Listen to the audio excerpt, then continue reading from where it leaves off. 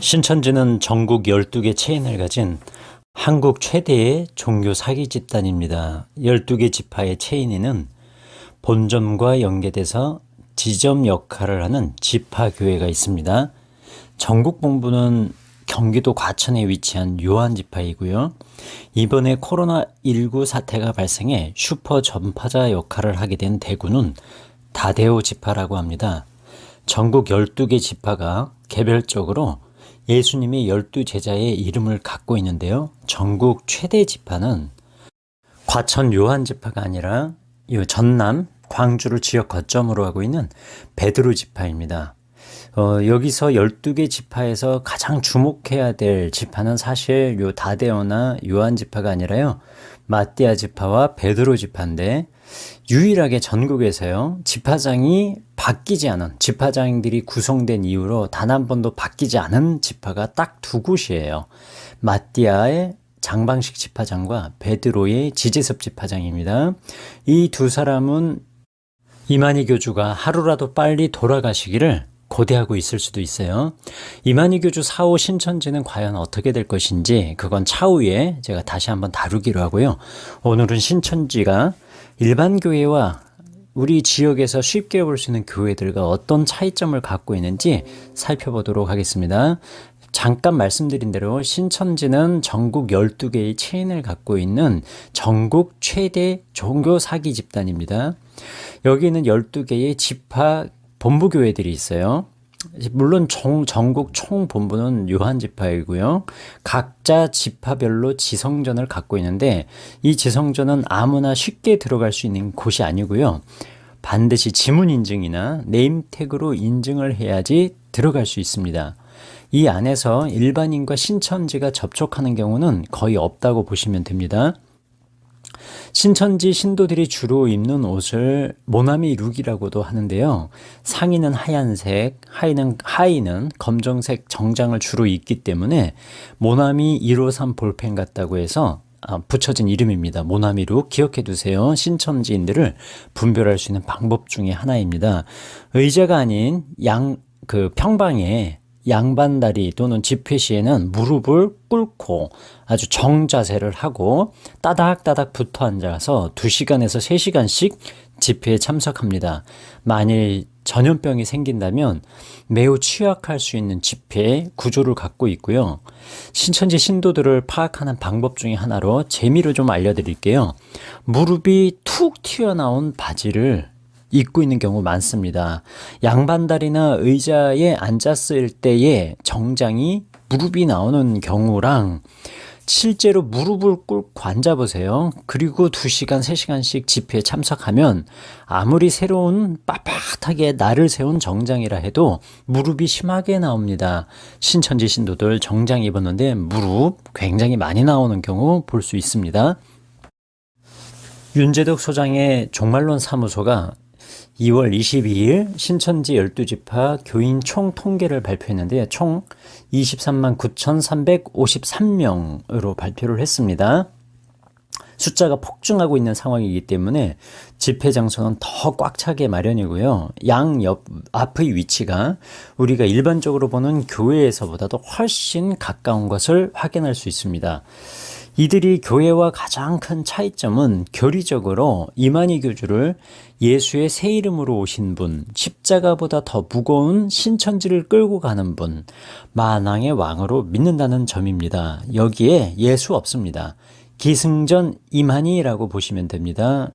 성경은 예수를 증거하기 위해 우리에게 주어진 겁니다. 그러나 이들은 예수를 믿기 위해서가 아니라 이만희 교주를 믿게 하기 위한 도구로 성경을 악용하는 집단이라고 보시면 됩니다. 조직에 대해 조금 더 알아보겠습니다. 신천지는 각 지파마다 지파를 대표하는 지성전이라고 하는 본부교회, 지역 본부교회가 있고요. 이게 적게는 4개, 많게는 10개 정도의 지교회를 따로 거느리고 있어요. 그 한 지역 안에서도요. 이제부터가 중요한데요. 신천지가 이런 지파교회들과 지역교회들에서 일반인을 접촉하는 경우는 거의 없다고 보시면 됩니다. 이제부터가 그래서 중요합니다. 신천지가 과연 어디서 일반인들과 접촉하는 장소이냐라는 거죠. 먼저 위장교회가 있습니다. 간판은 대한예수교 장로회예요. 근데 신천지는 장로회와 무관하잖아요. 신천지 예수교 증거 장막성전이라는 곳은 장로교 교단과 완전히 무관한데도 간판을요, 대한예수교 장로회 무슨 교회 이것처럼 간판을 달고 있는 경우가 있고요. 이 안에는 신천지 신도들과 신천지 강사들이 구성이 되어 있는데, 구성원인데, 그들이 누가 봐도 이것은 정통교회라고 오해할 만큼 그런 목사 안수증, 교단 소속증도 발급을 받아서 구비를 한 다음에 위장교회를 운영해요. 여기가 일반인들이 신천지와 접촉하는 장소가 되고요. 여기 출석하는 사람들 중에는요, 여기가 신천지인지 아닌지 모르고 출석하는 경우가 많아요. 그래서 이게 지금 코로나19 바이러스와 신천지가 결합하면 무서워진다는 얘기가 그래서 나오는 거예요. 우리가 신천지랑 접촉하기 싫잖아요. 근데 이런 위장 단체들 때문에 우리는 의도하지 않게 신천지와 접촉하게 된다는 거예요. 이런 데를 출석하는 사람들은요. 그리고 복음방이라는 데가 있는데요. 복음방은 뭐냐면 찾기, 맺기, 따기라고 신천지가 포교를 하기 위해 적합한 사람들을 처음으로 성경 공부로 유도하는 과정이에요. 복음방 과정인데 이걸 복음방 과정이라고 하는데 지역의 카페라든가 문화센터에서 뭐 두세 명이 성경 공부를 하는 것으로 시작을 해요. 이게 3개월이 지나면 센터 과정이라는 곳으로 들어가요. 여기 센터도 복음방도 그리고 위장 문화센터도 있는데 이 세 곳이 모두가 일반인들이 신천지와 접촉할 수 있는 그런 루트가 됩니다. 복음방은 카페 같은 데를 기억하시면 되고요. 센터는 어떤 특징으로 구성이 됐냐면 앞에는 초록색 칠판, 흑판이라고도 하죠. 칠판이 있고 그것을 백목을 사용해서 성경도 안 보고 성경 몇 장 몇 절 마태복음 13장 34절 요한계시록 1장 7절 왔다 갔다 하면서 신구약을 성경 구절 문맥으로 보지 않고 구절만 따서 짝 맞추기식 성경 공부를 가르치면 그건 센터구나 라고 기억해 두셔야 하고요. 이 장소에서 성경 공부를 한 분들은 내가 지금 신천지 3개월 과정을 이미 마쳐서 들어간 상태구나 라고 기억하고 계시면 돼요. 이 자료는 지금 전국에서 이슈가 되고 있는 대구 신천지 다대우 지파를 검색한 그런 자료예요. 대구 기독교 총연합회 동일교회 부설 동일이단대책연구소가 제작을 한 겁니다. 센터에서 성경 공부하는 애들은 이미 반은 신천지로 세뇌가 됐다라고 봐야 돼요. 그래서 신천지 센터 앞에서 시위하는 분들이 계셨는데 그 센터에서 많은 수강생들이 지금 나오고 있는 장면이에요. 이 서울 신촌이었습니다. 얼굴에 지금 가면을 쓰고 나오고 있죠. 그리고 여기에서는 이 친구들이 어떤 친구들이냐면 직장, 학교 등에서 엄마 아빠 저 학교 다녀오겠습니다. 다 잘 다녀오겠습니다. 직장 다녀오겠습니다. 라고 얘기하고 퇴근하거나 하교하고 나서 지금 신천지 센터에 어머니 모르게 부모님 모르게 목사님들 모르게 다니고 있는 애들 모습이에요. 이렇게 해서 6개월을 마치면 결국은 총등이라고 총회에 등록하는 신도가 되고요. 그때부터 비로소 아까 말씀드린 그 본부 교회를 출석하는 자격이 생기게 되는 거예요. 신천지를 종교 사기 조직이라고 하는 게 바로 이와 같은 이유 때문이에요. 신천지라는 조직하에 사람들을 속이기 위한 온갖 사기 포교를 하고요. 위장 건물, 위장 기관을 두고 있기 때문입니다. 신천지는 최근 자신들과 관계된 전국 교회 및 부속 기관 1,100개를 공개했는데요. 우선 이 숫자는 종말론 사무소 윤재덕 소장이 발표한 그런 통계와 비교해보면 약 429개소가 지금 빠져있는 숫자입니다. 그래서 철저한 방역을 위해서는 이 모든 곳에 대한 정보 확보가 아주 절실히 필요한 상황이라고 볼 수 있어요. 그리고 어떤 정보보다도 가장 중요한 정보가 있습니다. 그게 뭐냐면요.